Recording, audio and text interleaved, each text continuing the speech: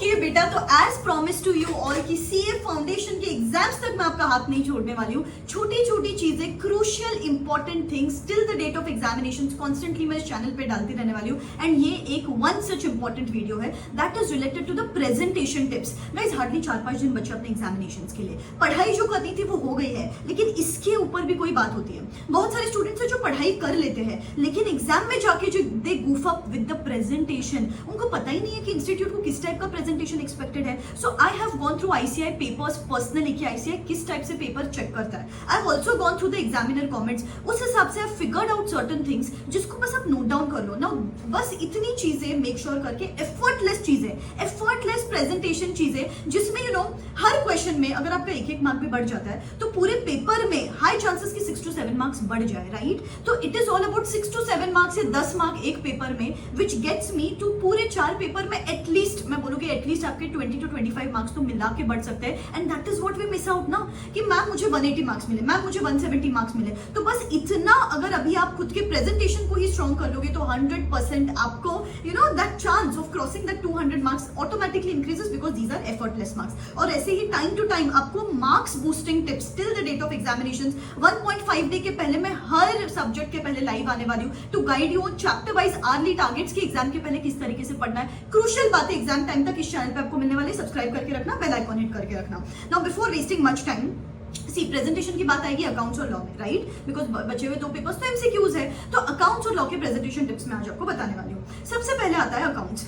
Accounts में बेटा एक बात ध्यान में रखो कि हर स्टेप का मार्क होता है। अपने को क्या आदत है कि काफी सारी चीजें अपन कैलकुलेटर पे सॉल्व कर लेते हैं, फाइनल फिगर वो पेपर पे पुट अप करते हैं, एंड देन बाद में जाके अपने को लगता है मुझे तो 16 मार्क्स मिलने चाहिए थे, मुझे बस 6 मार्क्स मिले क्योंकि आपने कोई स्टेप स्किप कर दी। तो इट इज वेरी इंपॉर्टेंट कि आप हर स्टेप लिखो, अच्छे से लिखो, because every step carries marks. That is important, step marking.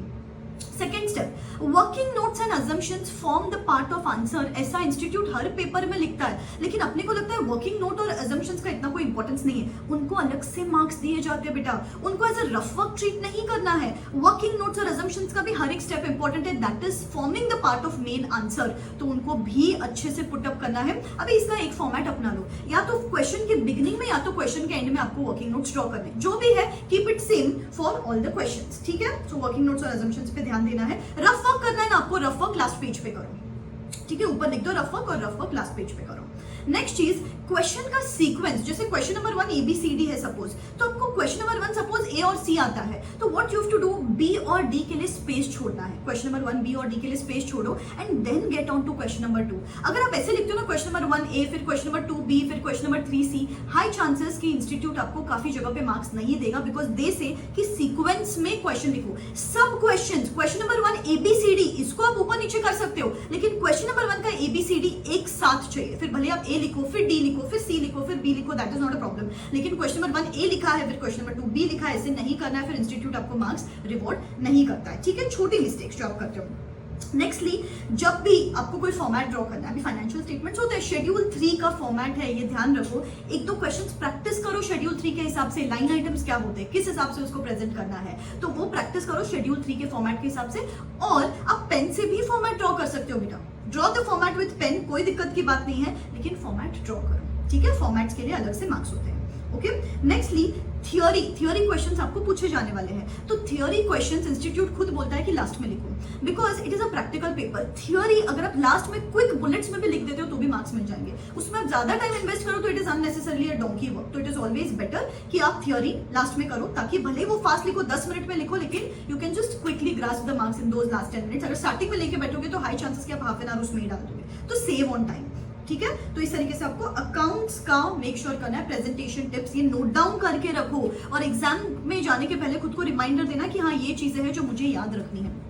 Next चीज, लॉ का पेपर है बेटा, ठीक है? प्रोफेशनल एग्जामिनेशन का पेपर है, तो यहाँ पे some keywords, some legal words are expected from your side. मैं ये नहीं बोल रही हूँ कि same language, but some kind of similarities expected. तो सम कीवर्ड्स और टेक्निकल वर्ड्स यूज करो एंड उसको अंडरलाइन करो, you know, serve that paper on that examiner's platter, कि जो भी कीवर्ड है, जो भी टेक्निकल वर्ड है, उनको अंडरलाइन करो, सो दैट एग्जामिनर नोस कि आपने प्रॉपर लैंग्वेज लैंग्वेज यूज की है, अभी अंडरलाइन करने के लिए पेन भी यूज कर सकते हो, नॉट अ प्रॉब्लम, लेकिन underline, make it precise, make it clear.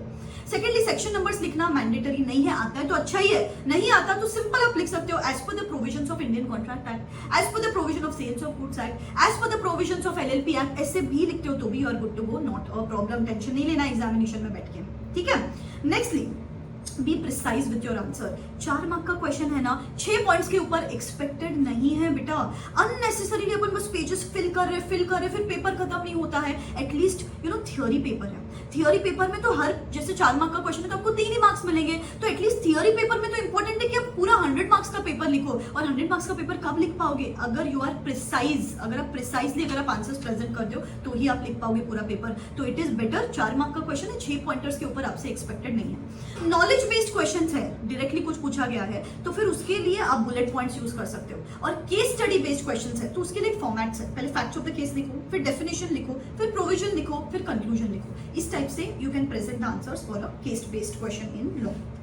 Nextly, अपने को क्या लगता है कि मैम सिर्फ प्रैक्टिकल पेपर्स में स्टेप मार्किंग होती है, थियोरी पेपर्स में स्टेप मार्किंग नहीं होती है। No guys, you are very wrong here. Theory paper में भी आपको स्टेप मिलते हैं, स्टेप मार्क्स मिलते हैं। तो भले आपको पता है कि मुझे 4 पॉइंट्स नहीं पता है, पूरे 2 पॉइंट्स लिखो, उन 2 को भी मार्क्स मिलेंगे। कंक्लूजन के लिए अलग से मार्क्स है, डेफिनेशन के लिए अलग से मार्क्स है। तो बिल्कुल ये मत सोचो कि मैंने सिर्फ प्रोविजंस लिख लिए काम खत्म, कंक्लूजन के लिए अलग से मार्क्स होते हैं। तो keep this point in mind कि मुझे हर स्टेप, एक स्टेप के लिए मार्क्स मिलने वाले हैं, तो it is a theory paper. Language का ध्यान रखो, व्हाट्सएप लैंग्वेज यूज नहीं करनी है। ऑफ द के लिए डी लिख, THE की जगह पे अपन आई थिंक DE ऐसा कुछ लिख रहे हैं, या फिर देन की जगह पे DEN लिख रहे हैं ऐसा कुछ, फॉर की जगह पे FR लिख रहे हैं ऐसा कुछ। तो what you have to do is make sure कि आप, अरे बेटा प्रोफेशनल पेपर है, रिटन पेपर है, व्हाट्सएप लैंग्वेज यूज नहीं कर सकते हो यहाँ पे, ठीक है। सो या these are the few presentation tips जो आपको एग्जामिनेशन के टाइम पे ध्यान में रखनी है। Pretty sure they are going to get you those 5-10 marks extra in every paper, ठीक है। जल्दी, अभी अकाउंट्स का पेपर है अपना फर्स्ट पेपर, तो उसका मैं 5 डे शेड्यूल जल्द चैनल पे डालने वाली हूँ। तो स्टे ट्यून, स्टे सब्सक्राइब, और 1.5 डे सब कुछ I am gonna be there with you till the date of examinations, ठीक है। बस पढ़ते रहो, वेरी लेस डेज लेफ्ट, उसके बाद जो भी है मस्ती करनी है, ठीक है। Believe in yourself, this is me signing out, wish you all the best, Tata.